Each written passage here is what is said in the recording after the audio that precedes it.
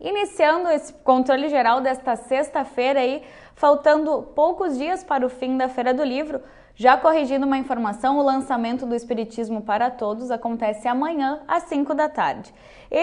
O Espiritismo de forma clara, com exemplos cotidianos, dando à luz como a espiritualidade pode ser exercida diariamente. O livro Espiritismo para Todos reúne 41 artigos publicados no jornal A Razão, de 2012 a 2015. Para explicar a inspiração, como que esse livro foi pensado e tudo mais, eu converso com Jorge Brondão, que já está aqui no estúdio. Uma boa tarde.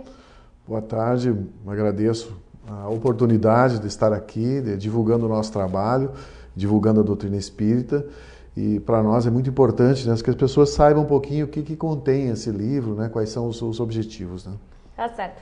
Então vamos começar explicando para quem está em casa o que reúne esse livro, do que ele fala. Bom, esse livro é uma seleção de artigos que já foram publicados no jornal A Razão entre os anos de 2012 e 2015.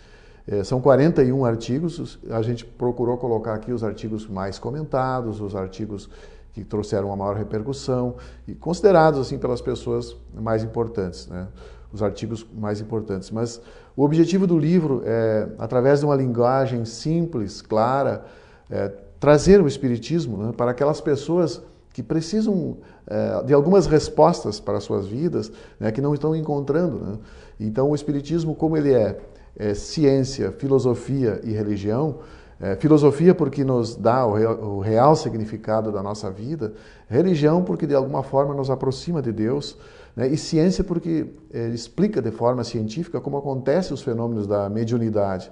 Então, dentro desse livro, estamos citando outros 20 livros que podem aprofundar os artigos que estão aqui. Então é uma opção para ter assim na cabeceira, né, porque ele trata do cotidiano das pessoas comuns, do nosso dia a dia, e à luz da doutrina espírita procura então dar explicação sobre o que está acontecendo conosco aqui nesta existência terrena.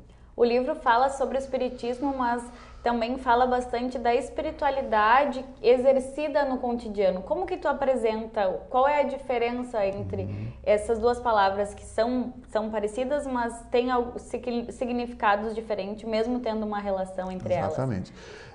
Podemos ser espiritualizados, não necessariamente precisamos ser espíritas.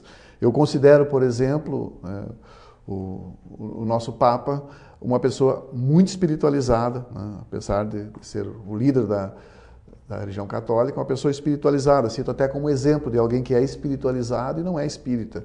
Né? O rótulo de ser desta ou daquela religião não vai fazer muita diferença, até muitas vezes pode até atrapalhar. Então a gente procura, nesse livro, evidenciar mesmo o valor da espiritualidade, ou seja, de nos tornarmos menos materialistas e mais espiritualistas, né? Tomando consciência que somos seres espirituais, provisoriamente em um corpo físico de passagem por esse planeta. Então, quando nós tomamos consciência que somos espíritos e que estamos aqui para a nossa evolução, fica muito mais fácil nós encararmos os desafios do dia a dia. E como é que tu apresenta conta algum tipo de história? Tem algum exemplo de algum dos artigos que consegue falar dessa espiritualidade? Nós focamos em temas, né? Os nossos artigos são focados em diferentes temas. Nós falamos aqui, por exemplo, sobre perda de entes queridos, né? Como encarar essa dura realidade. Nós falamos sobre suicídio, né? Nós falamos sobre todas as dores da alma, né? Sobre as dificuldades, sobre os desafios do nosso cotidiano.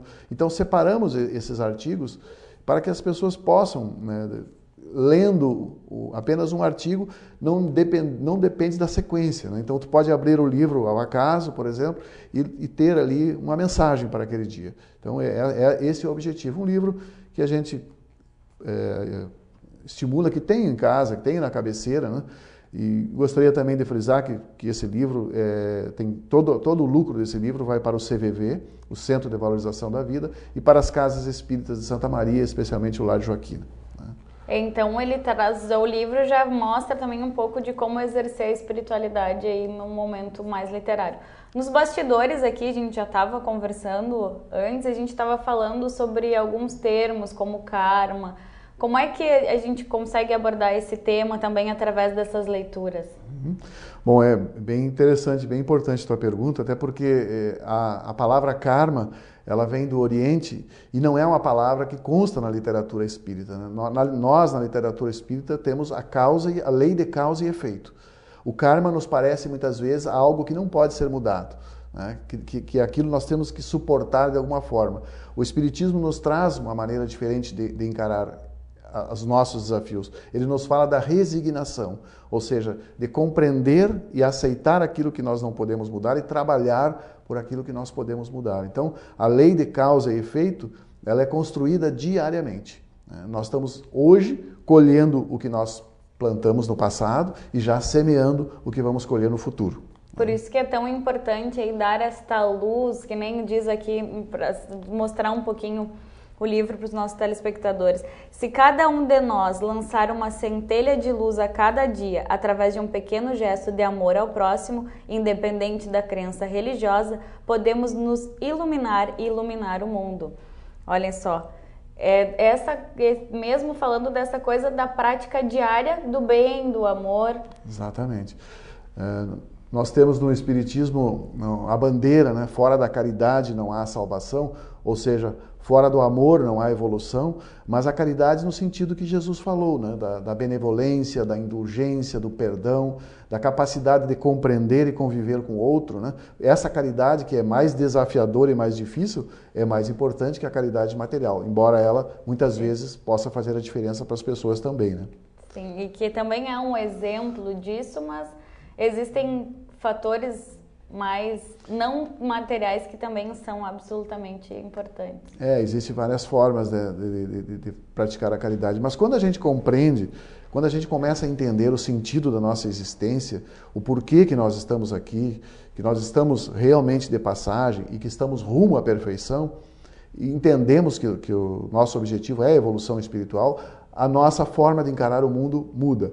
Eu cito um exemplo de uma pessoa que um dia me perguntou se ela se transformasse, ou se ela fosse espírita, os desafios que ela vem tendo na vida, as dificuldades que ela tem na vida iriam desaparecer. E eu respondi para ela que não é o fato dela ser espírita que as dificuldades iriam sumir, mas sim a forma com que ela vai enxergar essas dificuldades, como ela vai interpretar essas dificuldades, é que vão fazer a diferença. Nós começamos a compreender que tudo tem um sentido maior e que todas essas dificuldades nos trazem um ensinamento. Há quanto tempo tu é espírita? Eu sou espírita aproximadamente há 25 anos. Então, que eu encontrei na doutrina espírita respostas, né, que eu não encontrava. Sou católico, né, de família católica, mas quando eu encontrei o espiritismo, me tocou profundamente. Parece que eu estava relendo algo que eu já conhecia. Então, a partir daí, comecei a estudar, me aprofundar, e o que é mais difícil para todos nós, tentar colocar em prática, né, os fundamentos da doutrina espírita. Né? E há quanto tempo tu escreve sobre isso? Olha, eu escrevo na Razão desde 2012, mas esse é o meu primeiro livro, meu primeiro trabalho, né? Eu espero que seja aceito, que seja curtido e que a gente possa, então, partir para novos desafios. Né? E aonde que a gente pode encontrar o livro? Amanhã, às 5 horas, tem lançamento, sessão de autógrafo também para ter essa interação com o público. Você vai estar ali, vai estar recebendo as pessoas, algumas dúvidas. Exatamente. O livro já está na banca, no estande do Lar Joaquim, ali na Feira do Livro, já está ali. Está também na Livraria da Mente, né? E nós vamos depois distribuir também em todas as livrarias. Né? Então, pode procurar ali na Feira do Livro. Também quem quiser amanhã participar da sessão de autógrafos às 5 horas da tarde. Muito obrigada pela presença no Controle Geral. Um bom lançamento, um bom diálogo com os participantes da Feira do Livro. Eu que agradeço essa oportunidade, né, se não tivermos divulgação, as pessoas acabam não sabendo, né, o que existe de lançamentos na Feira do Livro. Agradeço e deixo esse livro então aqui como... Muito obrigada. Uma boa leitura, assim como tu estava nos explicando antes, às vezes quando a gente está numa agitação, não sabe muito bem, é sempre bom parar, uma boa leitura para se fazer no dia a dia. Colocar combustível para seguir em frente. Tá certo. Muito obrigada mais uma vez.